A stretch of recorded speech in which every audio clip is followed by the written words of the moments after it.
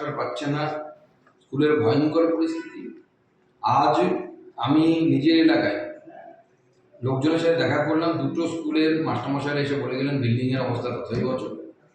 এই অবস্থায় প্রকৃত যে জায়গায় টাকা বা অর্থ দেওয়া উচিত সেই জায়গায় অর্থ খরচ না করে মুখ্যমন্ত্রীর উটপটাং লেখা বই, যে বই পড়লে পরে মানুষের মানসিক স্থিতি অত্যন্ত খারাপ হতে পারে, লাঠিতে ভিড়ও বাড়তে পারে, মানসিক অবসাদগ্রস্ত হতে পারে বাচ্চারা, স্টুডেন্টরা, এই ধরনের বইকে সরকারি টাকা অপচয় করে মুখ্যমন্ত্রীর বই স্কুলে স্কুলে পাঠানো, কিন্তু রাজ্যের এক্সচেকার অর্থাৎ যারা ট্যাক্স দেয় তাদের টাকার নয় ছয় ছাড়া কিছু নয় বলে আমার মনে হয়।